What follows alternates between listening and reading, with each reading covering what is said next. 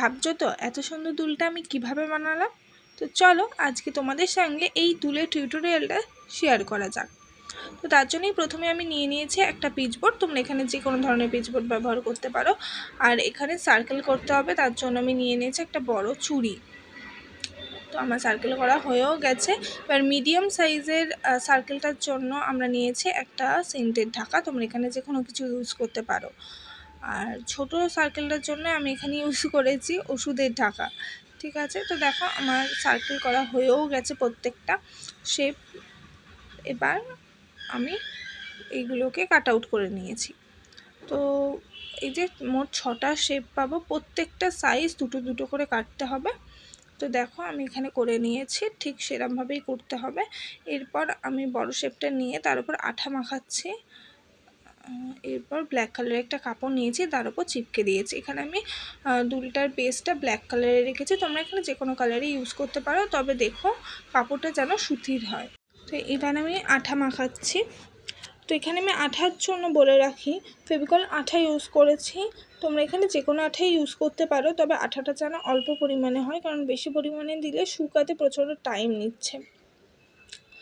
তো দেখো এখানে আমি এবার ভালো করে শেপে করে কেটে নিয়েছি। তারপর আমি চিপকে দিচ্ছি পেছন দিকটা ভালো করে। কেবার সময় একটু নজর রেখো যাতে চিপকানো হয়ে যাওয়ার পর শেপটা ভালোভাবে বোঝা যায়। যেমন এখানে আমার শেপটা ভালোভাবে বোঝা যাচ্ছে।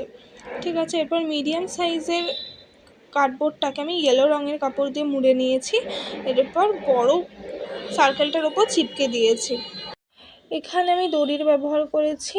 দড়িটাকে হালকা হাতে পাকাতে হবে। তোমরা এখানে যে কোনো দড়ি ব্যবহার করতে পারো, কিন্তু যাতে এটা সরু হয় সেদিকে দেখো, নজর রেখো। আর অল্প আঠা ইউজ করতে হবে এখানে। তো তারপর মোটামুটি একটা শেপে চলে এলে সেটাকে ছোট যেই পিচবোর্ডটা আমি সার্কেলটা করেছিলাম পিচবোর্ডে, তার উপর চিপকে দিতে হবে। তো দেখো আমি এখানে তাই করেছি। তো এই যে আমার দুল এখানে তৈরি। প্রথম সার্কেল এবং দ্বিতীয় সার্কেলটাকে আমি ভালো করে জাম্পিং দিয়ে অ্যাটাচ করে নিয়েছি। এর ওপরে আমি কাঁচ বসিয়েছি ফাঁকা লাগছিল বলে। আর ইয়েলো পোর্শনের যে ড্রয়িংটা সেটা আমি ব্যাক ক্যামেরায় করেছি ফোন দেখে, তো যার জন্য কোনো ক্লিপিংস নেওয়া হয়নি। তো দুলটা আমার কমপ্লিট হয়ে গেছে। আর এইটা আমি পঞ্চমীর দিন স্টাইলিং করেছিলাম। তো কেমন লাগছে অবশ্যই আমাকে জানিও।